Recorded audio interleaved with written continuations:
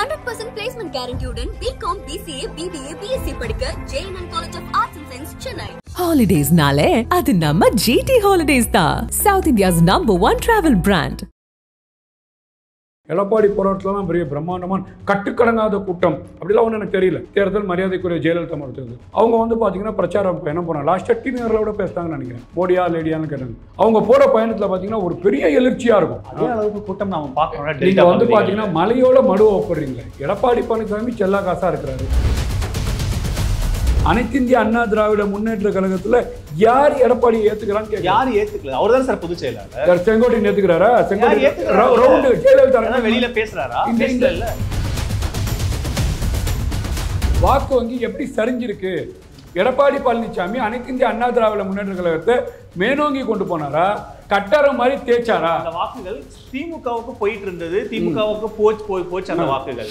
இப்போ அது தாவேகாக்கு வந்துருச்சுன்னு ஆதவர்ஜுனா ஒரு டேட்டா கொடுக்குறாரு. அது எந்த அடிப்படையில்? கிரவுண்ட் ரியாலிட்டியை பார்க்குறோம் சார். நாங்கள் பல பேர் வந்து பார்த்தீங்கன்னா வெயிட்டிங் லிஸ்ட்ல இருந்து எங்களுக்கு நிர்வாகம் கொடுன்னு கேட்பது, அதிமுகல இருந்து மிகப்பெரிய எலெக்ட் லீடர்ஸ் வந்து சேர்றேன்னு சொல்வது. ஆனால் யாரும் அந்த மாதிரி தெரியலையே. விஜயகாந்த் கட்சி ஆரம்பிச்சப்போ பண்ருட்டி ராமச்சந்திரன் ஒரு முக்கியமான ஒருத்தர் எம்ஜிஆர் காலத்தில் இருந்தவர். அவருக்கு உறுதுணையாக இருந்து அரசியல் ஆலோசனைலாம் நடத்தினாரு. கூட்டணியெல்லாம் அவர் தான் பேசி முடிச்சாரு.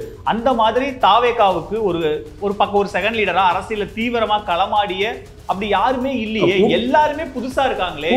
கூட்டணி பேச ஒரு ஆளை கூப்பிட்டோன்னு சொல்றீங்க. கூட்டணி பேசல, ஒரு அனுபவசாலி வேணும்ல. 234 தொகுதியும் ஜெயலலிதா அம்மாவே போட்டியிட்டதா அதே மாதிரி விஜய் போட்டியிட போறாரு. ஜெயலலிதா அம்மா இருந்தா கூட அவங்க சொல்றதை எக்ஸிக்யூட் பண்றதுக்கு ஒரு எஸ்பி வேலுமணி, ஒரு எடப்பாடி பழனிசாமி, மரியாதைக்குரிய ஆதவ அர்ஜுனா இருக்காரு, நிர்மல் குமார் இருக்காரு, நீங்க வந்து பாத்தீங்கன்னா அருண்ராஜ் ஐஏஎஸ் இருக்காரு, முஸ்தபா இருக்காரு. இல்ல சார், ஒரு 10 பேர் கையை விட்டு சொல்லலாம் சார். இன்னைக்கு விஜய் அவர்கள் போடக்கூடிய பொதுக்கூட்டமாக இருந்தாலும் சரி, நீங்க வந்து நலத்திட்ட உதவி விழாவாக இருந்தாலும் சரி, இஃப்தியார் நோன்பு நிகழ்ச்சியாக இருந்தாலும் சரி, மாநாடாக இருந்தாலும் சரி, நான் பரவலா பார்க்குறேன். இஸ்லாமிய இளைஞர்கள், இஸ்லாமியர்கள் சார்ந்தவர் வந்து நிற்கிறாங்க. எங்களோட பொருளாதார சார் ஓட்டு போடுவாங்களா? விஜய் அவர்கள் களத்தில் இறங்கினதுக்கு அப்புறம் பாருங்க என்ன ஆகப்போகுது. எடப்பாடி பழனிசாமியோட வாக்கும், இந்த சைடு சீமானோட வாக்கும், இங்கே இருக்கக்கூடிய இஸ்லாமியர்கள் பட்டியலின வாக்கும் எப்படி விஜய் அவர்களுக்கு மாறப்போகுதுன்னு களத்தை பாருங்க. நீங்க டிசம்பருக்குள்ள தமிழக அரசியல் களத்தில் விசிகே, கம்யூனிஸ்ட், காங்கிரஸ், அமமுக, மரியாதைக்குரிய ஓபிஎஸ் இவர்களெல்லாம் எங்கே போகிறாங்க நீங்கள் பார்க்க தான் போறீங்க. நியூஸ் கிளிஸ் நேயர்களுக்கு வணக்கம். இன்றைய சிறப்பு நேர்காணலில் நம்மோடு தமிழ்நாடு முஸ்லீம் லீக் தலைவர் திரு வி. எம். முஸ்தபா அவர்கள் நம்மோடு இணைந்திருக்கிறார். அவரை வரவேற்று நிகழ்ச்சிக்குள் போகலாம். சார் வணக்கம். சார், தாவேகால தொடர்ந்து பயணிச்சுட்டு இருக்கீங்க. சமீபத்தில் கூட சேலத்தில் ஒரு பயிற்சி பாசறை நடந்திருக்கு. ஒரு கொள்கை விளக்க ஒரு கூட்டம் வந்து நடத்தியிருக்கீங்க. தொடர்ச்சியாக திமுக பாஜக எதிர்ப்பை முன் வச்சு பேசிகிட்டு இருக்கீங்க. உண்மையிலே களத்தில் அது மக்கள்கிட்ட போய் சேருதா? ஏன்னா எடப்பாடி பழனிசாமியும் கடுமையான திமுக எதிர்ப்பை முன்வைக்கிறாரு. அவருக்கு கட்டுக்கடங்காத கூட்டம் வந்து கூடிகிட்டு இருக்கு. கூட்டணிக்கு விஜயும் வந்து அழைக்கிறாரு. எல்லாரையும் வாங்க, நம்ம திமுகவை சேர்ந்து எதிர்ப்போனும் சில பாயிண்ட்கள் சொல்கிறாரு. சமீபத்தில் போயிட்டு இருக்கிற அரசியல் சூழ்நிலைகளை எப்படி பார்க்குறீங்க? என்னன்னு கேட்டிங்கன்னா, சேலத்தில் நடந்த அந்த பொதுக்கூட்டம் பார்த்திங்கன்னா அது பொதுக்கூட்டமாக மாநாடாக தான் பார்க்கணும். ஏன்னா வந்து பார்த்திங்கன்னா ஒரு சாமானியமாக ஒரு திமுகவோ அண்ணா திமுகவோ ஒரு விசிக்கவோ ஒரு கம்யூனிஸ்டோ பொதுக்கூட்டம் போட்டால் ஒரு 2000 பேர், ஒரு 1000 பேர் இப்படி தான் கூடுவாங்க. ஆனால் வந்து பார்த்திங்கன்னா அந்த பொதுக்கூட்டத்தில் 10,000க்கு மேற்பட்ட பேர் கூடுறாங்கன்னு சொன்னால் அது மாநாடு அப்படின்ற பாடல். அப்போ வந்து பார்த்திங்கன்னா தமிழக வெற்றி கழகத்தில் இருக்கக்கூடிய அந்த நிர்வாகிகள் போடக்கூடிய எந்த நிகழ்வாக இருந்தாலும் தன்னெழுச்சியாக மக்கள் வந்து வர துணிஞ்சிட்டாங்க. கண்டிப்பாக மக்கள் மாற்றத்தை விரும்புகிறாங்க. நீங்கள் வந்து சொல்கிற பேச்சிலே ஒன்று சொன்னீங்க, எடப்பாடி போராட்டத்துலாம் பெரிய பிரம்மாண்டமான கட்டுக்கடங்காத கூட்டம் அப்படிலாம் ஒன்றும் எனக்கு தெரியல. ஏன்னா வந்து பார்த்திங்கன்னா நான் வந்து ஜெயலலிதா அம்மா கூட வந்து ஏடிஎம்கேலே பயணித்தோம். மரியாதைக்குரிய சசிகலாமாக இருந்தாலும் சரி, தினகரன் அவர்களாக இருந்தாலும் சரி, ஓபிஎஸ் அவர்களாக இருந்தாலும் சரி, நான் நீண்ட நாளாக அதிமுகவை வாட்ச் பண்ணுறேன். நீங்கள் அதிமுக 2011, 2016 நீங்கள் கடைசி தேர்தல் மரியாதைக்குரிய ஜெயலலிதா தேர்தல் அவங்க வந்து பார்த்திங்கன்னா பிரச்சாரம் என்ன போனாங்க லாஸ்ட்டாக டீனர்களோட பேசுகிறாங்கன்னு நினைக்கிறேன். மோடியா லேடியான்னு கேட்டாங்க. அவங்க போகிற பயணத்தில் பார்த்திங்கன்னா ஒரு பெரிய எழுச்சியாக இருக்கும். கூட்டம் நாம பார்க்கணும். நீங்க வந்து பாத்தீங்கன்னா மலையோட மடுவை ஒப்படுறீங்களே. எடப்பாடி பழனிசாமி செல்லா காசா இருக்கிறாரு. ஜெயலலிதா அம்மா எங்க இருக்கிறாங்க? நீங்கள் என்னைக்கு ஜெயலலிதாமா எடப்பாடியாக மாறுவார், என்னைக்கு வந்து எம்ஜிஆர் எடப்பாடியாக மாறுவார்? எடப்பாடியும் நீங்கள் எம்ஜிஆரையும் ஜெயலலிதாமாவையும் ஒப்பிடுறது தவறு. அப்புறம் அவருக்கான கூட்டம் வருது இல்ல, நீங்க இதுக்கு முன்னாடி இப்ப நீங்க விஜய் அது கூட்டமே இல்லைன்ற நீங்க வந்து அதிமுக வரலாறு எடுத்து பாருங்க. எம்ஜிஆரோட புகைப்படம் கடந்த கூட்டத்தில் போன புகைப்படத்தை எடுத்து பாருங்க, ஜெயலலிதா போன வீடியோவையும் புகைப்படத்தை எடுத்து பாருங்க. பிரிட்ஜில் இருந்து எட்டி பார்ப்பாங்க, தங்கத்தாரகை வருகன்னு சொல்லுவாங்க, ஒரு பெரிய உற்சாகம் இருக்கும். இன்னைக்கு எடப்பாடி வந்து பார்த்தீங்கன்னா அனைத்து இந்திய அண்ணா திராவிட முன்னேற்ற கழகத்தில் யார் எடப்பாடியை ஏத்துக்கிறான்னு கேட்க, யார் ஏத்துக்கல? அவர் தான் சார் பொதுச் செயலாளர். செங்கோட்டையன் ஏத்துக்கிறாரா? செங்கோட்டையன் ரவுண்டு ஜெயலலிதா வெளியில பேசுறாரா? இந்த ஏற்கனவே பேசிட்டு தானே இருந்தாரு. ஓபிஎஸ் நிலை என்ன? மரியாதைக்குரிய டிடிவி தினகரன் மரியாதைக்குரிய சின்னம்மாவோட நிலை என்ன? இவங்களை எல்லாம் விட்டுட்டு எடப்பாடி பழனிசாமி தமிழக அரசியல்ல 10வது அடி தோக்க போறாரு. எந்த இடத்துல எடப்பாடி, நீங்க எடப்பாடி பழனிசாமிக்கு வக்காலத்து வாங்குறீங்களே, எடப்பாடி பழனிசாமி எந்த இடத்துல ஜெயிச்சாரு நீங்க அதை கிளைம் பண்ணுங்களேன்.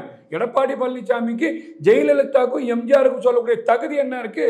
இது நீங்கள் வந்து பார்த்தீங்கன்னா இடைத்தேர்தல், ஊரக உள்ளாட்சி தேர்தல், மாநகராட்சி தேர்தல், பாராளுமன்ற தேர்தல், சட்டமன்ற தேர்தல், எடப்பாடி மூஞ்ச காமிச்சு நான் தான் முதலமைச்சர் அப்படின்னு காமிச்ச எடப்பாடியை தமிழ்நாட்டு மக்கள் வாக்களிக்கலையே, புறக்கணிச்சிட்டாங்களே. அப்போ எடப்பாடி நீங்க எந்த இடத்துல லீடரா மதிப்பீங்க? இங்க இடத்துல திரு ஆதவர்ஜன் அவர்கள் அந்த கூட்டத்துல பேசின பேச்சு ரொம்ப முக்கியத்துவம். அவர் என்ன சொல்றாருன்னா, அதிமுக பலம் இழந்துருச்சு, அதிமுகவோட வாக்குகள் தாவேகாக்கு வருது, தாவேகாக்கு வந்து சேர்ந்துருச்சு அப்படின்னு ஒரு பார்வையை வைக்கிறார். 1000% உண்மைன்னு சொல்றேன். இது எந்த அடிப்படையில தாவேகாக்கு வந்து அதிமுக வாக்குகள்? ஜெயலலிதா இருக்கும் போது அதிமுக வாக்கு வங்கி எவ்வளவு இருந்துச்சு? அந்த அம்மாவுக்கு வந்து தமிழ்நாட்டு மக்கள் 2011 2016 அனைத்து இந்திய அண்ணா திராவிட முன்னேற்ற கழகம் தமிழ்நாட்டில் 6 ஆட்சி அமைச்சிச்சு. பாராளுமன்றத்தில் 3வது ஒரு பெரிய இயக்கமா இருந்துச்சு. இதுல இன்னைக்கு எடப்பாடி பழனிசாமி வந்ததுக்கு அப்புறம் வாக்கு வங்கி எப்படி சரிஞ்சிருக்கு? எடப்பாடி பழனிசாமி அனைத்து இந்திய அண்ணா திராவிட முன்னேற்ற கழகத்தை மேனோங்கி கொண்டு போனாரா, கட்டரம் மாதிரி தேய்ச்சாரா? அந்த வாக்குகள் திமுகவுக்கு போயிட்டு இருந்தது, திமுகவுக்கு போச்சு அந்த வாக்குகள். இப்போ அது தாவேகாக்கு வந்துருச்சுன்னு ஆதவர்ஜன் ஒரு டேட்டா கொடுக்குறாரு. அது எந்த அடிப்படையில்? கிரவுண்ட் ரியாலிட்டியை பார்க்குறோம் சார். நாங்கள் போகிற இடத்துல பார்த்தீங்கன்னா இன்னைக்கு வந்து பார்த்தீங்கன்னா இப்போ விஜய் அவர்கள் டிவிக்கேன்னு சொன்னாலே மக்களோட கூடும் வந்து சேர்றது, உறுப்பினராக வந்து இணைச்சு கொள்வது, பல பேர் வந்து பார்த்தீங்கன்னா வெயிட்டிங் லிஸ்ட்ல இருந்து எங்களுக்கு நிர்வாகம் கொடுன்னு கேட்பது, அதிமுகல இருந்து மிகப்பெரிய எலைட் லீடர்ஸ் வந்து சேர்றேன்னு சொல்வது, அதுதான் நீங்க ஃபில்டர் பண்ணி வச்சிருக்காங்க. இங்க நீங்க தாவேகாவை பொறுத்த வரைக்கும் வந்தவங்களை வந்து அப்படியே கூட்டு போய் இந்த திமுக ஒரு போட்டோ ஷூட் எடுக்கிற மாதிரி வாங்க வாங்க வாடகைக்கு அரசு கட்சியா கார்ப்பரேட் கம்பெனியா சார்? எது இப்படி நான் இன்டர்வியூ வச்சு தான் எடுப்பேன் அப்படின்றது என்ன சார் இது? ஏங்க நீங்க வந்து பாத்தீங்கன்னா திமுக காரங்களே வந்து பாத்தீங்கன்னா வைஷ்ணவின்னு ஒரு பொண்ணை செட் பண்ணி அனுப்புறாங்க, நெகட்டிவ் வெளியில வந்து பேட்டி கொடுக்க வைக்கிறாங்க. இது எல்லாம் எங்க இது வந்து பாத்தீங்கன்னா வரும் அரசியல்ல வந்து பாத்தீங்கன்னா அவங்களுக்கு வந்து இது வந்து மக்கள் மன்றத்துல நெகட்டிவாக மாறும். அப்போ வந்து ஒரு நிர்வாகத்தை போட முடியும். இதுதான் சார் ஒரு கிளியரான சார் போட முடியும். ஜெயலலிதா அம்மா எப்படி இருப்பாங்க? அனைத்து இந்திய அண்ணா திராவிட முன்னேற்ற கழகம் அந்த அம்மா இருக்கும் போது ராணுவ கட்டுப்பாட்டுல இருக்கும். அந்த ராணுவ கட்டுப்பாட்டுல இருந்தாலும் அரசியல் கட்சியா தான் இயங்குது. தாவேகா அரசியல் கட்சி. நீங்க சொல்ற மாதிரி நாங்க எல்லாத்துக்கும் இன்டர்வியூ வைப்போம். இப்ப நான் தாவேகால நான் இன்டர்வியூ வைப்பேன்னு சொல்லலையே. நீங்க யார் வர போறாங்க, அவங்களோட டேட்டா என்ன, அவங்க வந்தா இருப்பாங்களா, அவங்க உண்மை உங்களுக்கு தெரியாது. சில விஷயத்தை நான் சொல்ல முடியாம இருக்கலாம். நீங்க பார்க்க தானே போறீங்க யார் வரப்போற. இப்போ நீங்க அதிமுக எம்எல்ஏ வந்து சேர்ந்ததை நம்ம பார்த்தோம், ஐஆர்எஸ் வந்து சேர்ந்ததை பார்த்தோம், நீதியரசர் வந்து சேர்ந்ததை பார்த்தோம், ஒரு டிஎஸ்பி வந்து வாலண்டரியா ரிட்டைர்மெண்ட் கொடுத்துட்டு வந்து சேர்ந்ததை பார்த்தோம். இப்போ இவங்களெல்லாம் சேர்க்குறாங்கன்னா சில பேரை சேர்க்காம வைக்கிற ஒரு காரணம் இருக்குங்க. இது வந்தவங்களெல்லாம் வந்து சேர்த்துக்கிட்டா இது வந்து கண்டிப்பாக வந்து பார்த்தீங்கன்னா அவங்க யார் சொல் கேட்டு வராங்க, இங்கே வந்து என்ன செய்ய போகிறாங்க, இந்த விஷயத்தெல்லாம் பார்த்து தமிழக வெற்றி கழகம் மரியாதைக்குரிய விஜய் அவர்கள் தலைமையில் இருக்கக்கூடிய அவங்க ஒரு ஆலோசனை பேரில் சேர்ப்பாங்க. நீங்கள் இதுக்கு வச்சுக்கிட்டு ஒன்றுமில்லாத ஏடிஎம்கே வந்து நீங்கள் வந்து பார்த்தீங்கன்னா இப்போது விஜயகாந்த் கட்சி ஆரம்பித்தப்போ பண்ருட்டி ராமச்சந்திரன் ஒரு முக்கியமான ஒருத்தர் எம்ஜிஆர் காலத்தில் இருந்தவர், அவருக்கு உறுதுணையாக இருந்து அரசியல் ஆலோசனைலாம் நடத்தினார், கூட்டணியெல்லாம் அவர் தான் பேசி முடிச்சார். அந்த மாதிரி தாவேகாவுக்கு ஒரு செகண்ட் லீடரா அரசியல் தீவிரமா களமாடிய அப்படி யாருமே இல்லையே, எல்லாருமே புதுசா இருக்காங்களே. கூட்டணி பேச ஒரு ஆளை கூட்டம்னு சொல்றீங்க. கூட்டணி பேசல, ஒரு அனுபவசாலி வேணும்ல, அரசியல் அனுபவசாலி மக்கள் வந்து சார் விஜய் அவர்கள் வந்து பாத்தீங்கன்னா ஏற்கனவே விஜயோட மூழ்கி வச்சு விஜய் மக்கள் இயக்கம்னு வச்சு 100 இடத்துல வந்து கிரவுண்ட் ரியாலிட்டியில போய் மக்கள் மனத்தை வென்று எடுத்திருக்கிறாங்க. இவர் வந்து பார்த்தீங்கன்னா மக்கள் பிரச்சனையை பல பிரச்சனையை சந்திச்சிருக்கிறாரு. ஜல்லிக்கட்டு பிரச்சனை, தூத்துக்குடி பிரச்சனை, சாராயத்தில் இறந்தவங்களை போய் பார்த்த பிரச்சனை, அனிதாவோட மரண பிரச்சனை, சிஏஏ என்ஆர்சி பிரச்சனை, எல்லாத்துக்கும் குரல் கொடுத்துருக்காரு. அவர் வந்து சும்மா வந்து பார்த்தீங்கன்னா இப்படியே இப்போ அப்படியே சினிமா துறையிலேருந்து அரசியலுக்கு வரல, எல்லாத்தையும் லிசன் பண்ணிட்டு வராரு. அவரால் செய்ய முடியும், மக்கள் அவரை ஏத்துக்க போறாங்க. நீங்க ஏன் வந்து பாத்தீங்கன்னா பண்டோட்டி ராமச்சந்திரன் வரணும், இங்க வந்து துரைமுருகன் வரணும்? ஒரு நடிகரா ஒரு பிரச்சனைக்கு ஒரு முக்கியமான நடிகரா குரல் கொடுக்கறது வேற, ஒரு கட்சியோட தலைவரா தீவிரமா திமுக அதிமுக எதிர்த்து நீங்க அரசியல் பண்ணணும், அதுக்கான வியூகங்களை வகுக்கணும். அதுக்கு உங்ககிட்ட போதிய அனுபவம் இல்லைங்கிறது தானே வைக்கிற விமர்சனம். அஜித்குமார் இறக்கும் போது அவர் நடிகரா தலைவரா? நீங்க சொல்லுங்க. அஜித்குமார் இறக்கும் சிஏஏ என்ஆர்சி குரல் கொடுக்கும்போது நடிகரா தலைவரா? அனைத்து ஜாதி வாரியா கணக்கெடுப்பு எடுக்கணும்னு சொல்லி குரல் கொடுக்கும்போது நடிகரா தலைவரா? வக்போர்டுக்கு சுப்ரீம் கோர்ட்டு போய் கேஸ் போட்டாரு, நடிகரா தலைவரா? இந்த 24 லாக்டவுன் மரணத்தை குடும்பத்தோட நிப்பாட்டி பிரம்மாண்ட ஆர்ப்பாட்டம் பண்ணாரு, அப்ப நடிகரா தலைவரா? என்ன பேசுறீங்க? இஷ்யூ பேசுறீங்க சார். நான் வந்து கள அரசு கிரவுண்ட்ல பேசுறேன். கிரவுண்ட்ல நீங்க வாக்குகளை ஒருங்கிணைக்கணும், அதுக்கு ஒரு வியூகம் வகுக்கணும். திமுக அதிமுக கீழே வரைக்கும் ஒரு ஆர்மி ஸ்ட்ரக்சர் இருக்கு, அதை ஒருத்தர் பாத்துக்கிறாங்கல்ல ஒரு மாவட்டத்துக்கும். அந்த மாதிரி இங்க முகங்களே இல்ல. விஜய், புசி ஆனந்த், ஆதவ் அர்ஜுனாவை தாண்டி இப்ப நீங்க எல்லாம் இருக்கீங்க, 2-3 பேர் இருக்கீங்க, அதை தாண்டி வேற முகங்களே இல்ல அப்படிங்கறதான வைக்கப்படுற விமர்சனம். நீங்க 140 மாவட்ட செயலாளர் போட்டதும் 70,000 பேர் வச்சு பூத் கமிட்டி நடத்த போறதும் பகுதி செயலாளர், இதெல்லாம் வந்து முகம் இல்லைன்னு சொல்றீங்க. எம்ஜிஆர் ஆரம்பிச்சார் தெரியுமா பார்ட்டி? எம்ஜிஆர் ஆரம்பிச்சார். என்ன பாதி திமுக வந்தது சார், பாதி திமுக என்ன முகம் தெரியும்? சைதே துரைசாமி என்ன பண்ணிருந்தாரு தெரியுமா உங்களுக்கு? என்ன பண்ணிருந்தாரு சார்? சைதே துரைசாமி விடுங்க, என்ன பண்ணிருந்தாரு? இருந்த முக்கியமான நெடுஞ்செழியன் ஆகட்டும், இவங்க ஒரு இன்டெலெக்சுவல்ஸ் அவங்க கூட இருந்த ஆரம் வீரப்பன் ஆகட்டும், இவங்க எல்லாம் இருந்தாங்கல்ல சார். நீங்க அந்த மாதிரி யாரு அண்ணா திமுக ஆரம்பிக்கும் போதும் அண்ணா திமுகவை உருவாக்கும் போதும் நீங்க வந்து பாத்தீங்கன்னா அரசியலா மாறும் போது அந்த டைம்ல எப்படி இருந்திருப்பாங்க? இன்னைக்கு வந்து விஜய் அவர்கள் தமிழக வெற்றி கழகம்னு ஒரு பார்ட்டியை உருவாக்குறாரு. இப்போ இருக்கக்கூடிய மாவட்ட செயலாளர் திலீபனாக இருந்தாலும் சரி, ஈசிஆர் சரவணாக இருந்தாலும் சரி, அப்பனாக இருந்தாலும் சரி, புதுக்கோட்டை பர்வேஸாக இருந்தாலும் சரி, ஜாக்கீராக இருந்தாலும் சரி, பாபுவாக இருந்தாலும் சரி, இவங்கெல்லாம் அரசியல் பார்த்து அரசியல் பழகி வந்திருக்கிறாங்க சார். கண்டிப்பாக மக்கள் மன்றத்தில் போய் அவங்க நிற்க போறாங்க, மக்கள் வாக்களிக்க போறாங்க. நீங்க ஒரு களத்துல போய் ஒரு வாக்கு ஒருங்கிணைச்சு கொடுப்பீங்க, நீங்க களத்துல வேலை பார்த்து கொடுப்பீங்க, ஈசிஆர் சரவணன் வேலை பார்த்து 234 தொகுதிக்கும் அந்த மாதிரி ஒரு ஒட்டுமொத்த முகமே நீங்க விஜய் மட்டுமே வச்சுட்டு எப்படி சார் நீங்க இது பண்ண முடியும் சார்? களத்துல வேலை பார்க்கணும் முடியும். 234 தொகுதியிலும் இரட்டை இலம் களம் கண்டது. அந்த இரட்டை இலையை தான் எடப்பாடி ஒண்ணு வளமா ஆக்கியிருக்கிறாரு. ஜெயலலிதா அம்மா தனியரசர் இரட்டை இலையில உட்கார வச்சாங்க, சேகு தமிழரசர் இரட்டை இலையில உட்கார வச்சாங்க, தமிழ் அன்சாரியா இரட்டை இலையில உட்கார வச்சாங்க, கருணாசர் இரட்டை இலையில உட்கார வச்சாங்க. 234 தொகுதியும் ஜெயலலிதா அம்மாவே போட்டியிட்டதா. அதே மாதிரி விஜய் போட்டியில போறாரு சார். ஜெயலலிதா அம்மா இருந்தா கூட அவங்க சொல்றதை எக்ஸிக்யூட் பண்றதுக்கு ஒரு எஸ்பி வேலுமணி, ஒரு ஆபி எடப்பாடி பழனிசாமி, மரியாதைக்குரிய ஆதவ் அர்ஜுனா இருக்காரு, நிர்மல் குமார் இருக்கிறாரு, நீங்க வந்து பாத்தீங்கன்னா அருண்ராஜ் ஐஏஎஸ் இருக்கிறாரு, முஸ்தபா இருக்காரு. இல்ல சார், நீங்க ஒரு 10 பேர் கையை விட்டு சொல்லலாம் சார். அதுக்கப்புறம் சார் அதிமுக திமுக இந்த மாதிரி நீங்க மாவட்ட செயலாளர்களே தெரிஞ்ச முகங்கள் வேலை பார்க்குற 100 பேர் இருக்காங்க சார். அந்த மாதிரி அனுபவசாலிகள் யார் இருக்காங்க? அனுபவசாலி சார், அரசியல்ல வந்து எல்லாம் அனுபவப்பட்டவர்கள் தான். நீங்க ஃபெமிலியர் மக்கள் வந்து ஃபெமிலியர் பேசுக்கு வாக்களிக்க போறது இல்லை. யாரு நல்லது செய்வா, எந்த முதலமைச்சர் வந்தால் நல்லது செய்வாங்க. அந்த வந்து பார்த்தீங்கன்னா விஜய் அவர்கள் வந்தால் கண்டிப்பாக திமுக அரசாங்கத்துக்கு மாற்று ஒரு சக்தியாக வராரு. அவர் நல்லது செய்கிற மக்கள் விரும்புகிறாங்க. அவர் போய் நின்று பிரச்சாரம் பண்ண போகிறாரு. விஜய் அவர்கள் முகத்தை வைத்து மக்கள் வாக்களிக்க போகிறாங்க. இதுக்கு நீங்கள் போயிட்டு ஃபெமிலியராக இருக்கக்கூடிய ஹாலிவுட் பாலிவுட் ஹீரோலாம் கூட்டு வர முடியாது.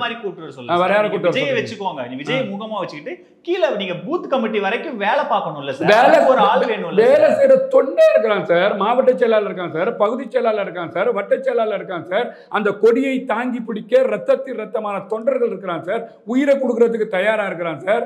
நீங்க திமுக மேல பொய் வழக்கு போட்டாலும் தாங்குவான் சார். வேசர் பாடியில கொண்டு போய் சாப்பாடும் உடையும் கொடுக்கும் போது பெண் நிர்வாகி வயிற்றுல எத்தனா கூட அந்த பெண் நிர்வாகி தைரியமா நிக்கிறாங்க சார். இதுதான் அரசியல் வேண்டும். இந்த அரசியல்ல பக்குவப்பட்டாங்க தமிழக வெற்றி கழகத்தின் தோழிகளும் தோழர்களும் கண்டிப்பாக அரசியல் கலங்கான போறாங்க. 2026 அவங்க வந்து பாத்தீங்கன்னா மக்கள் மன்ற தேர்தலுக்கு வாக்கு சேகரிக்க போறாங்க, மக்கள் வாக்களிக்க போறாங்க. அந்த அதிமுக வாக்குகளை பல ரெட்டலைக்கே ஓட்டளிச்சு பழக்கப்பட்டவங்க, எம்ஜிஆர் முகம், ஜெயலலிதா முகத்துக்கே ஓட்டு போட்டு பழக்கப்பட்டவங்கன்னு ஒரு சதவீத வாக்கு இருக்கு. அதுதான் இப்ப அதிமுகவோட கோர் வாக்கா இருக்கு. அது அந்த வாக்குகள் எப்படி தாவேக்காக்கு மாறும்னு நினைக்கிறீங்க? இல்லை, நீங்கள் அதுதான் நீங்கள் என்னன்னு கேட்டிங்கன்னு வச்சிங்களா, அனைத்து இந்திய அண்ணா திராவிட முன்னேற்ற கழகம் திமுக இந்த 5 வருஷ ஆட்சி தமிழ்நாட்டு மக்களுக்கு எதிரான ஆட்சியை செஞ்சிருக்கு.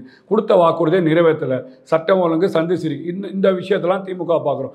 அனைத்து இந்திய அண்ணா திராவிட முன்னேற்ற கழகம் மோடி கூட இருந்து அனைத்து இந்திய அண்ணா திராவிட முன்னேற்ற கழகத்தை பாஜக டோட்டலாக அழிச்சிட்டு இருக்கு. இதில் கிரவுண்டில் இருக்கக்கூடிய தொண்டனே வந்து ஏற்றுக்கல. இது வந்து பார்த்தீங்கன்னா ஏதோ வந்து ஜெயக்குமார் சொன்னார் பாஜக கூட போனதுனால தான் நான் தோத்தேன், CV சண்முகம் சொன்னார், SP வேலுமணி சொன்னார். இப்போ ஏதோ ஒரு காலத்தின் அவங்களுக்கு நிபந்தனை, RSSம் பாஜகவும் அவங்களுக்கு கையில் விலங்கை போட்டுவோம் என்ற பயத்தின் அச்சம், ஜெயிலுக்கு போயிடுவோம், ரைடு விட்டுருவோன்னு பயம் இன்னைக்கு போயிருக்காங்க. இது கிரவுண்டில் அதிமுக விரும்பலைங்க. நாங்கள் அதிமுக, நான் ஏற்கனவே அதிமுகவங்கள பழகினவங்க. என்ன வாய் பண்ணுறது ஒன்றுமே புரியல. இந்த திருப்பியும் போனால் இந்த 2026 தேர்தல் எடப்பாடிக்கு வாழ்வா சாவா? இதில் அதிமுகவை டோட்டலாக பாஜக அழிச்சிடும் போல முழிஞ்சு பிடிச்சி விட்டாங்க சார். அந்த அடிப்படையில் தான் வந்து பார்த்தீங்கன்னா இன்னைக்கு தமிழக வெற்றி கழகம் இன்னைக்கு DMKவா TVKவா என்ற தமிழக அரசியல் களம் மாறிடுச்சு. சரி, அப்படியே அதிமுக இதானாலும் அதிமுக வாக்குகள் திமுகவுக்கு தானே போகணும். அது எப்படி தாவேக்காக்கு வருதுன்னு கேக்குறேன். அதிமுக வாக்கு திமுகவுக்கு தான் போகணும். நீங்க அதிமுக காலத்துல டேட்டா அப்படிதான் இருக்கு. 21லயும் 24லயும் அப்படிதான் இருக்கு. திமுகவுக்கு பிரச்சாரம் பண்றீங்க சார். அதிமுகவோட தொண்டரோட வாக்கு திமுகவுக்கு எதிர்மறையான வாக்கு. திமுகவை தீய சக்தின்னு சொன்ன வாக்கு 21 தேர்தலுக்கு அப்புறம் அதெல்லாம் மாறிடுச்சு. 21 தேர்தலில் சீமான் 1.5% இருந்து 8% ஆயிருக்கிறாரு. இந்த சைடு பார்த்தீங்கன்னா ஜான் பாண்டியன் அவங்க ஒரு சைடு வாக்கு வங்கியை கூட்டியிருக்கிறாங்க. நீங்கள் திமுகக்கே முழுக்க போயிடுச்சுன்னு எப்படி சொல்ல முடியும்? திமுகவுக்கு நீ 2 பேர் ஓடுறத வச்சு ஜெயிக்க குதிரை மேலே பந்தயம் கட்டணும், அங்கே போனால் பதவி கிடைக்கும், பொறுப்பு கிடைக்கும், ஒரு 4 பேர் போகலாம். அதிமுக தொண்டர்கள் திமுகவை தீய சக்தி வளரக்கூடாதுன்னு இருக்கக்கூடிய தொண்டர்கள் அவங்க ஒருபோது அவங்க ஏன் தாவேக்காக்கு வரணும்னு நினைக்கிறீங்க?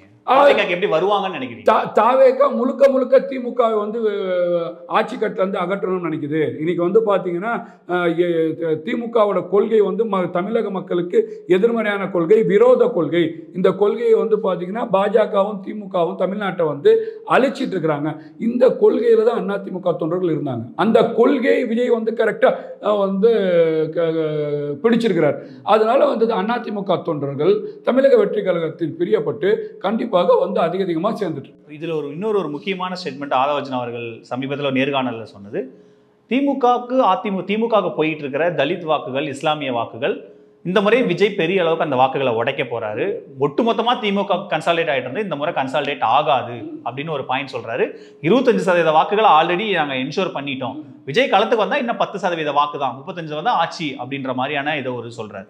உண்மையிலேயே களம் அப்படிதான் இருக்கா? 1000% உண்மை சார். அவர் சொன்னது கூடுதலாக கூட வச்சுக்கலாம். 2000% உண்மை. அவர் வந்து பார்த்தீங்கன்னா கிரவுண்டில் போய் பார்த்து துல்லியமாக சொல்லியிருக்காரு. ஏன்னு கேட்டிங்கன்னா இன்றைக்கி விஜய் அவர்கள் போடக்கூடிய பொதுக்கூட்டமாக இருந்தாலும் சரி, நீங்கள் வந்து நலத்திட்ட உதவி விழாவாக இருந்தாலும் சரி, இஃப்தியாரி நோன்பு நிகழ்ச்சியாக இருந்தாலும் சரி, மாநாடாக இருந்தாலும் சரி, நான் பரவலாக பார்க்குறேன். இஸ்லாமிய இளைஞர்கள், இஸ்லாமியர்கள் சார்ந்தவர் வந்து நிற்கிறாங்க. எங்களோட பொருளாதார சார் ஓட்டு போடுவாங்களா? அப்போ அப்போ திமுக மட்டும் ஓட்டு போடுவாங்க. தொப்பி போட்டா திமுக தான் ஓட்டு போட்டு இருக்காங்க. வேற வழி இல்லை. எடப்பாடி பிஜேபிக்கு போயிட்டாரு. எடப்பாடி முழு சந்திரமுகியா மாறிட்டாரு. எங்களுக்கு வந்து விஜய் ஏன் நம்பணும்னு ஒரு கேள்வி இருக்குல்ல, இஸ்லாமியர்கள் விஜய் ஏன் நம்பணும்னு ஒரு கேள்வி. திமுக எடப்பாடியை நம்ப முடியாம திமுகவுக்கு வாக்களிக்கிறாங்க. திமுகவையே நம்பணும். திமுக ஏற்கனவே பாஜகவோட கெமிஸ்ட்ரி ஒர்க் அவுட் ஆகி அப்படியே தேய்ச்சி ருசிச்சு ரசிச்சு அமைச்சர் பதவியெல்லாம் வாங்கி RSS சமூக நீதின்னு பேசி குஜராத் மோடி 2000 பேரை கொல்லல, பல்கிஸ் பானு என்ற பெண்ணை 11 பேர் சேர்ந்து கற்பழிக்கல, சிறந்த ஆட்சி செஞ்சார் பேசினவர் தான் கருணாநிதி. சட்டமன்றத்தில் இஸ்லாமியர்களை தீவிரவாதின்னு பேசினவர் தான் கருணாநிதி. 19 பேரை கோயம்புத்தூர் எப்போ பேசியிருக்காரு? எடுத்து பாருங்க சார். அவை குறிப்பில் எடுத்து பாருங்க. நீங்க பாருங்க சார். நான் என்ன சொல்றேன்னா நீங்க பாருங்க, எல்லாத்தையும் மேல வழக்கு போடுங்க, நான் சந்திக்க தயார். கலைஞர் பேசலன்ஸ் வரலாறு இருக்கான்னு பாருங்க. 19 பேரை கோயம்புத்தூர்ல சுட்டு கொண்டது திமுக அரசாங்கம் தானே. நீங்க முழுக்க அமைச்சர் பதவிக்காகவே முரசொலி மாறன் சாவு வரைக்கும் கொண்டு வந்து சுடுகாட்டில் வந்து வாஜ்பாயை உட்கார வச்சு பாலாரும் தேனாரும் ஓடுதுன்னு தாமரை கொடியை தூக்கிட்டு தமிழ்நாடு பூரா சுத்தினது கருணாநிதி தானே. அதிமுக திமுக ரெண்டு பேருமே பாஜக கூட்டணி வச்சிருக்காங்க.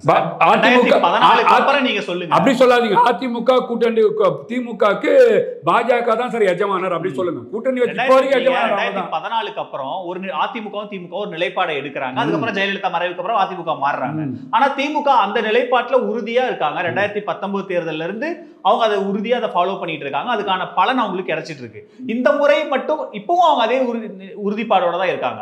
ஏன் இஸ்லாமிய வாக்குகள் தாவேகாக்கு நிலைப்பாட்டுல பாஜக எதிர்ப்பு நிலைப்பாட்டுல இஸ்லாமியர்களுக்கு ஆதரவு நிலைப்பாட்டுல தான் திமுக இருக்கு. ஆனா நீங்க சொல்லுங்க என்ன உறுதி நிலைப்பாடுன்னு. திமுக வந்து பாஜகவை எதிர்ப்பு என்ன உறுதி நிலைப்பாடு நீங்க சொல்லுங்க. ஒரு 10 சொல்லுங்க பாப்போம். ஒரு சிஏ ஆதரவு சிஏ எதிர்ப்பு நிலைப்பாட்டுல தான் திமுக இருக்காங்க. அப்ப தாவேகா இல்லையா அதுல? அதுதான் கேக்குறேன். இப்ப என்னன்னா நீங்க சொல்லுங்க, நீங்க ஒரு பாயிண்ட் சொல்லுங்க. என்னோட பாயிண்டா இருக்கு. திமுக என்னெல்லாம் எதிர்க்கறாங்களோ அதெல்லாம் தாவேகா எதிர்க்கறாங்க. திமுக என்னெல்லாம் எதிர்க்கறாங்களோ, திமுக இஸ்லாமியருக்கு இல்லனா பாதிப்பு இருக்குதோ தாவேகா எதிர்க்கறாங்க அப்படி சொல்லணும். திமுக என்னதான் எதிர்க்கறாங்கன்னா இஸ்லாமியருக்கு பாதிப்பு, நீங்க திமுகவும் எதிர்க்குது தாவேகாவும் எதிர்க்குது, இஸ்லாமியருக்கு பாதிப்பு நடக்குது. அதே திமுக குரல் கொடுக்கறாங்க. எனக்கு என்ன கேள்வினா, அது திமுகவே எதிர்ப்பு பண்ணிட்டு இருக்கும்போது ஏன் தாவேகாக்கு போகணும்ன்ற ஒரு கேள்வி இருக்குல்ல, ஏன் போகணும்ன்ற ஒரு கேள்வி இருக்குல்ல. நான் அதான் சொல்றேன், இவங்களும் பாஜக எதிர்க்கறாங்க, இவங்களும் பாஜக எதிர்க்கறாங்க. ஆல்ரெடி நான் ஓட்டு போட்டுட்டு இருக்கேன், நான் ஏன் விஜய்க்கு போகணும்ன்ற ஒரு கேள்வி இருக்குல்ல. ஐயாசாமி நீங்க வந்து பாத்தீங்கன்னா இஸ்லாமிய சிறைவாசில விடுதலை செய்யறாங்கன்னு சொன்னாங்களா இல்லையா? எத்தனை பேர் விடுதலை செஞ்சாங்க? ஏன் சுப்ரீம் கோர்ட்ல போய் இவங்க எல்லாம் விடுதலை பண்ண ஆபத்துன்னு பேசினாங்க? யார் பேசினா? தாவேகா பேசிச்சா? யார் பேசினா? திமுக தானே பேசிச்சு. அப்ப இதெல்லாம் எங்க மனசுல இருக்காதா? இஸ்லாமியர்களுக்கு இடஒதுக்கீடு கொடுக்குறான்னு சொன்னது யாரு? யார் சொன்னா? சர்ச்சாரியா கம்பெனி அறிக்கையை வந்து வறுமை கோட்டுக்கு கீழே இஸ்லாமியர்கள் வாழ்றாங்க, இந்த நாட்டில் வந்து இடஒதுக்கீடு தேவை, அவங்களுக்கு 12 விழுக்காடு இடஒதுக்கீடு கொடுக்கணும்னு நீதியரசர் வந்து அறிக்கையை தாக்கல் பண்ணார்ல, அந்த அறிக்கையை வந்து காங்கிரஸ் அமல்மெண்ட் பண்ணல, பாஜக அமல் பண்ணல. நீங்க தான் வந்து இஸ்லாமியின் பாதுகாவலராச்சே. காகிதமில் சார் பேச விடுங்க சார். 3% உள்ளொதுக்கீடு கொடுத்ததே எப்ப சார் கொடுத்தாங்க? எப்ப கொடுத்தாங்க நீங்க சொல்லுங்க. 96 சுதந்திர போராட்டம் நடக்கும்போது கொடுத்தாங்களோ? இல்ல சார், இப்பதான். அப்ப 96க்கு அப்புறம் ஆட்சிக்கு வரல திமுக. அப்ப இஸ்லாமியர்களுக்கு வந்து கூட்டி கொடுக்குறேன்னு சொல்லி நீங்க எதுவுமே செய்யலன்றீங்களே, அதுக்கு சொல்றேன். இல்ல சார், இப்ப நடந்தது இல்ல தேர்தல், சட்டமன்ற தேர்தல். அப்போ ஒரு வாக்குறுதி கொடுத்தாங்க, நாங்க 3% வந்து உயர்த்தி கொடுக்குறோம். கொடுத்துட்டாங்களா? ஏன் அப்போ வாக்குறுதி கொடுத்தீங்க? பொய் வாக்குறுதியா? எங்களை ஏமாத்துறீங்களா ஓட்டுக்காக? இப்ப யார் ஏமாத்துறா? திமுக ஏமாத்துதா? சிறைவாசியில் விடுதலை குறையும் வக்போர்டு சொத்தை மீட்டு தரேன்னு சொன்னாங்களா இல்லையா? எவ்வளவு சொத்தை மீட்டு கொடுத்தாங்க? வக்போர்டு சொத்தை, தமிழகத்தில் இருக்கக்கூடிய வக்போர்டு சொத்தை மீட்டு தர மசோதாக்கு எதிராக இருக்கிறாங்க. அது மத்திய அரசாங்கம் கவர்மெண்ட்ல வக்போர்டு சொத்தை மொத்தமா அள்ளிட்டு போகுது. மீட்டு தரேன்னு ஒரு அமெண்ட்மெண்ட் போட்டாங்க. அதை எவ்வளவு மீட்டு கொடுத்தாங்க? சரி, நீங்க கேட்குறீங்க, நீங்க வந்து நியாயத்தை பேசணும். நீங்க ரொம்ப நேர்மையான நெறியாளராக நான் பார்க்குறேன். மதுரை ஆதீனம் இஸ்லாமியர் வந்து பார்த்தீங்கன்னா கொல்ல வந்துட்டாங்க, தொப்பி போட்டுருந்தாரு, தாடி வச்சிருந்தாரு அப்படின்னு சொன்னாரு. அவருக்கு அரெஸ்ட் பண்ணீங்களா? அரசு என்ன நிலைப்பாடு எடுத்தா? அரசு அவருக்கு ஆதரவான நிலைப்பாடு அரெஸ்ட் பண்ணீங்களா? எத்தனை நாள் கழிச்சு அரெஸ்ட் பண்ணீங்களான்னு கேட்குறேன். அரெஸ்ட் பண்ணீங்களா சார்? எங்க அண்ணன் நீங்க பேசினா விட்டுருவாங்களா? எப்படி சார் நீங்க ஒரு அப்படி டக்குனு போற போக்குல எப்படி சார் அரெஸ்ட் பண்ணிடுவீங்க? ஒரு அவதூறு சிசிடிவி கேமராவை எடுத்து வெளியில விட்டது அரசு தான், காவல்துறை தான். அது நடக்கவே இல்ல, நீங்க சொல்றது தப்புன்னு ப்ரூவ் பண்ணது அரசு தான். மதுரை ஆதீனத்தை எக்ஸ்போஸ் பண்ணது அரசு தான். நீங்க வந்து மத கலவரத்தை தூண்டுறீங்கன்னு சொல்லி சைபர் கிரைம் கண்டுபிடிச்சாங்களா? சைபர் கிரைம் போய் அவரை கண்டுபிடிச்சாங்களா? போன வாரம் விசாரிச்சிருக்காங்க. கண்டுபிடிச்சாங்களா? இதுக்கு மேல என்ன பண்ணணும்? கண்டுபிடிச்சாங்களா? அவர் வந்து பார்த்தீங்கன்னா மத கலவரத்தை தூண்டினார்னு கண்டுபிடிச்சாங்களா? ஒரு அந்தோனியோ ஒரு முஸ்தவா பண்ணியிருந்தா விட்டுருப்பீங்களா? சனாதனத்துக்கு ஆதரவாக போறீங்களா? ஆர்எஸ்எஸ் பயமா? என்ன காரணம்? அவரை எக்ஸ்போஸ் பண்ணதே கவர்மெண்ட் தானே சார். நான் என்ன கேட்குறேன், கண்ணியும் கலவமா மாட்டிட்டாரு. நீங்க வந்து எஃப்ஐஆர் போட்டு அரெஸ்ட் பண்ணி ஏன் சாட்சியை கலைப்பார்ல அவரு? நீங்க வந்து அவர் வந்து மேலே இருந்து உங்களுக்கு அழுத்தத்தை கொடுப்பார்ல, நீங்க இங்க இருந்து அழுத்தத்தை கொடுக்குற மாதிரி அரெஸ்ட் பண்ண வேண்டாம் தானே? ஏன் பண்ணல? அவரை தான் கிளியரா அவரு நடந்தது பொய்ன்னு சொல்லி அரசு தானே சார் பொய் ஆகி போச்சா இல்லையா? அவரை காப்பாத்தணும். அவர் செஞ்சது பொய், குற்றமா இல்லையா? அவர் செஞ்சது நீங்க சொல்லுங்க. நீங்க அவர் செஞ்சது வந்து மத கலவர குற்றமா இல்லையா? அவர் மேல என்ன நடவடிக்கை எடுக்கணும்? நீங்க வந்து பாத்தீங்கன்னா நீங்க செஞ்சிட்டீங்க சார், நாங்க வீடியோ ரிலீஸ் பண்ணிட்டோம், நாங்க வந்து பாத்தீங்கன்னா உங்களை பூர்ணமாக மன்னித்து விட்டோம் அப்படின்னு சொன்னா மன்னித்து விடல. அப்புறம் இது போய் தண்டனை சைபர் கிரைம் இப்பதான் சார் விசாரிச்சிட்டு இருக்காங்க. தண்டனை உடனே தண்டனை கொடுத்துறணும். அப்புறம் ப்ரூஃப் ஆயிருக்கே, ப்ரூஃப் ஆயிருக்கு. விசாரிக்க போறாங்க சார், விசாரிச்சிருக்காங்க சார். இது வரைக்கும் கடந்த காலத்துல நடந்துருக்கு. இத ஒரு போலீஸ் போய் அவர் ஆதீனத்துக்குள்ள விசாரிச்சிருக்காங்க. இத சாமாலியமா என் அண்ணன் முருகனோ அந்தோனியோ ஒரு ரஹ்மானோ செஞ்சிருந்தா இல்ல சார் விசாரணை போயிட்டு இருக்கேன் சார் அப்படின்னு விட்டுருவீங்களா? விட்டுடுவீங்களான்னு கேட்குறேன். விட மாட்டீங்களா? அப்போ அங்கே செய்யுங்க சார். பண்ணிட்டு தானே சார் இருக்காங்க. பண்ணல, நீங்கள் திருப்பி அதை செய்யல, பண்ணலை. இஸ்லாமியர்கள் பார்க்குறாங்க, இந்த நிகழ்ச்சியை பார்த்துட்டு இருக்கிறாங்க. பண்ணலை. ஆர்எஸ்எஸ்க்கு வந்து பார்த்தீங்கன்னா சாஃப்ட்காரனாக போகிறாங்க, பயத்தில் இருக்கிறாங்க. நான் கேட்குறேங்க, நீங்கள் ஆர்எஸ்எஸ் எதிர்மறையான சித்தாந்தம் சனாதானம் எங்களுக்கு பிடிக்காதுங்க, நாங்கள் கூட சேரவே மாட்டோங்க அப்படின்னு சொன்னீங்களா இல்லையா? கலைஞர் அவர்கள் எந்த நாட்டில் முதலமைச்சராக இருந்தார்? தமிழ்நாட்டில் முதலமைச்சராக இருந்தார். நிறைய சில விஷயத்தில் அவரை நான் ஏற்றுக்குவோம். நிறைய தமிழ் புலவர், எழுத்தாளர், பண்பாளர், இந்த நாட்டுக்கு தமிழ்நாட்டுக்கு வளர்ச்சி கொஞ்சம் செஞ்சுருக்கிறார். அப்படி இருக்கக்கூடிய கலைஞரோட நாணயத்தை வெளியிடுறதுக்கு ஆர்எஸ்எஸ்காரருக்கு கூப்பிட்டு வரீங்க. ஏன் சமூக நீதி உங்கள் வீரமணி இல்லையா?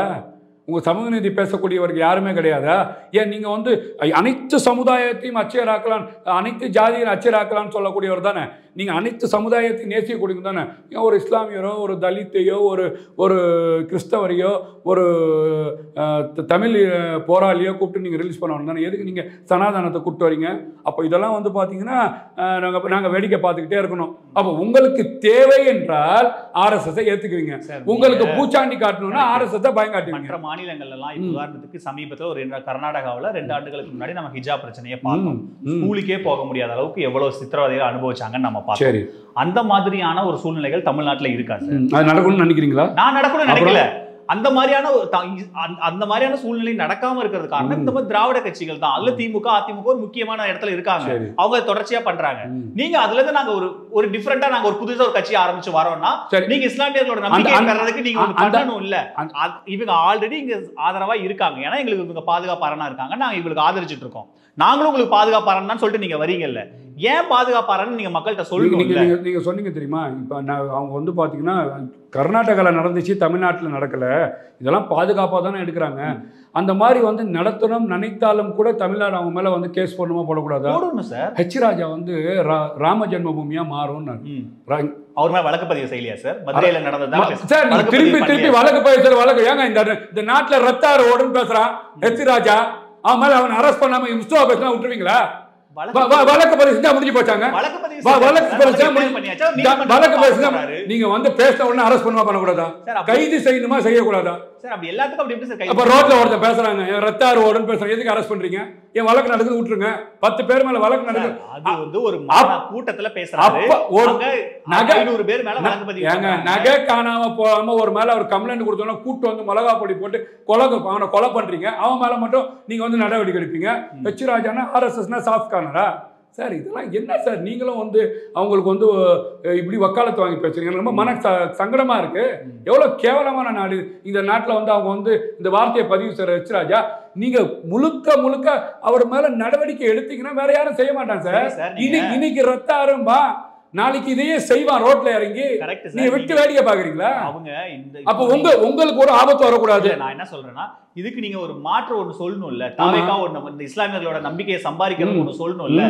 அது என்னன்னு கேட்கறேன். நான் அந்த கேள்விக்கு வர மாட்டேங்க. உங்க விமர்சனம் திமுக மேலதான் இருக்கு.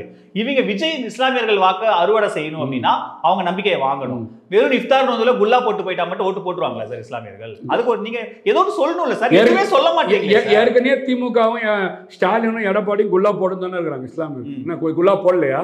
குல்லா போட்டு எங்களுக்கு வந்து குல்லா போட்டு தான் எல்லா வேலையும் செய்யல. நான் கேட்குறேன் சார், இன்னைக்கு நடக்கக்கூடிய அதான் சொல்றேன், வக்போர்டு பிரச்சனைக்கு சுப்ரீம் கோர்ட்ல போய் கேஸ் போட்ட ஒரு விஜய் சார். அது ஏற்கனவே இருந்த ஒரு 13 பெட்டிஷன்ல இவங்களையும் சேர்ந்து பண்ணாங்க சார். அது ஆல்ரெடி நிறைய பேர் தவறா சொல்றீங்க. இந்த மாதிரி தவறான இதை பதிவு செய்யாதீங்க. விஜய் அவர்கள் ஒரு வழக்கறிஞரை வைத்து, அவர் காங்கிரஸ்காரர். Correct sir. விஜய் மட்டும் இல்ல சார், நிறைய பேருடைய வழக்குகள் அதுல இருக்கு சார். தாவேகா மட்டும் போட்டு ஆர்டர் வாங்க அப்படி கிடையாதுங்க.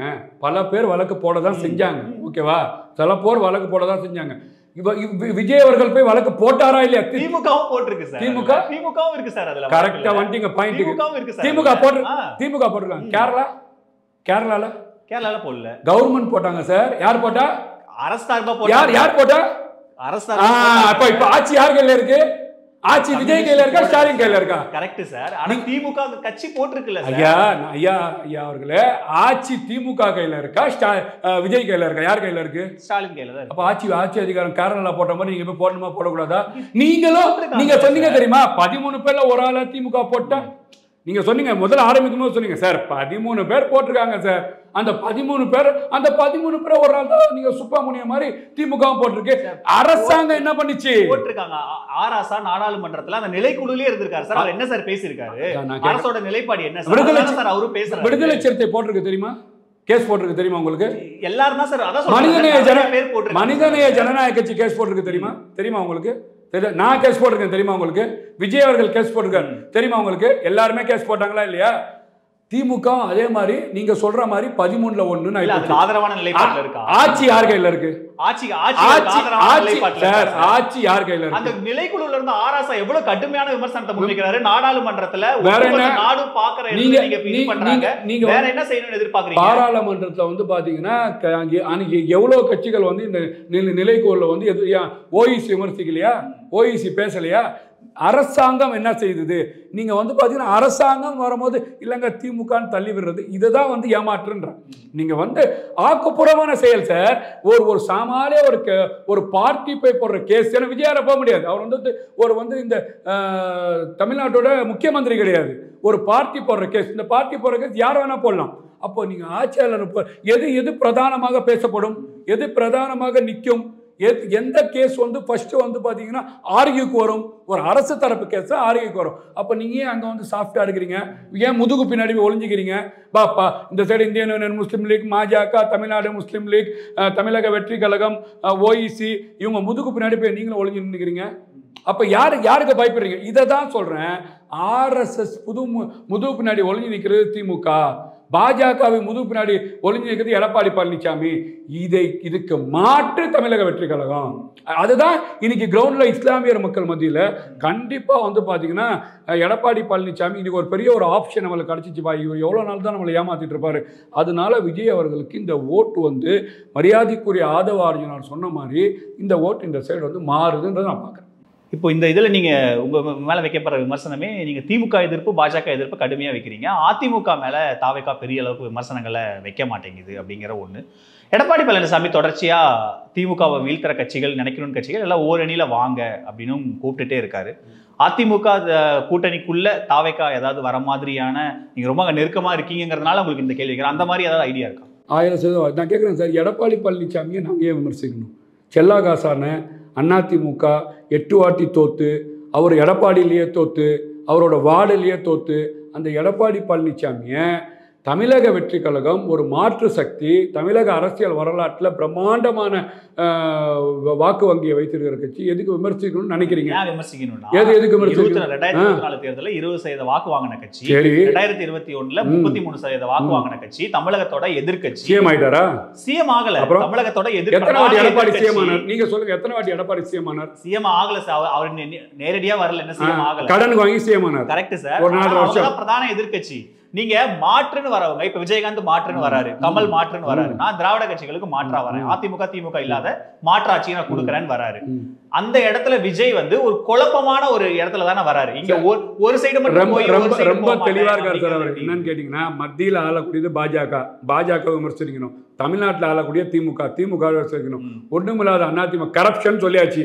அதிமுக ஒண்ணு பாத்தீங்கன்னா தேவ தூதர்கள் கிடையாது, தேவ தூதர் கிடையாது சார். இது எதுக்கு விமர்சிக்கணும்? உங்களை மாதிரி ஆளுங்க கேட்கறதுனால விமர்சிக்கிறோம். என்ன தேவை இருக்குன்னு கேட்கிறேன்.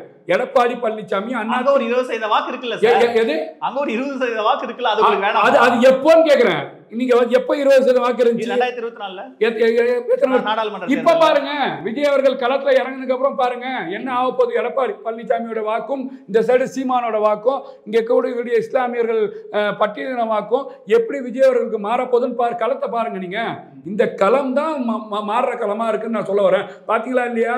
நீங்க அதிமுக பலாப்பழத்தை சுமந்த ஓபிஎஸ் இன்னைக்கு என்ன சொல்றாரு, எப்படி பேசுறாரு? கொஞ்சம் யோசிச்சு. இது என்னோட கருத்து. என்ன பேசுற, யார் ஆதரவு நிலையில பேசுறாரு? இந்த சைடு வரார், இந்த டிடிவி தினகரன் இவர் ஆதரவு நிலையில் வரார். எழுதி வச்சுக்கோங்க, நீங்க எழுதி வச்சுக்கோங்க. அவர் கூடயும் பயணித்தவன். அரசே அதான் யாரும் சேர்த்துக்க மாட்டீங்க. புரியுதா சார்? இதை சேர்க்கக்கூடியவர்கள் அவர் தலைமை முடிவெடுக்கும். ஓப்பனா வைக்கிற விமர்சனமே இது பனையூர் கதவுகள் யாருக்குமே திறக்க மாட்டேங்குதுங்கிறது தான் சார்.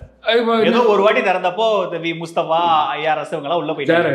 பனையூர் கதவுகள் யாருக்குமே திறக்க மாட்டேங்குது. டிசம்பருக்குள்ள தமிழக அரசியல் களத்துல விசிகே, கம்யூனிஸ்ட், காங்கிரஸ், அமமுக, மரியாதைக்குரிய ஓபிஎஸ் இவர்களெல்லாம் எங்கே போகிறாங்க நீங்கள் பார்க்க தான் போகிறீங்க.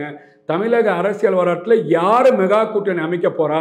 மரியாதைக்குரிய விஜய் அவர்கள் தான் மெகா கூட்டணி அமைக்க போகிறாருன்னு நான் சொல்கிறேன். நன்றி சார். இவ்வளோ நேரம் நேரத்தை எங்களோட செலவழிச்சதுக்கு ரொம்ப நன்றி. 100% பிளேஸ்மெண்ட் கேரண்டியுடன் பிகாம், பிசிஏ, பிபிஏ, பிஎஸ்சி படிக்க JNN College of Arts and Science, Chennai. Holidays nale adu namma GT Holidays da, South India's #1 travel brand.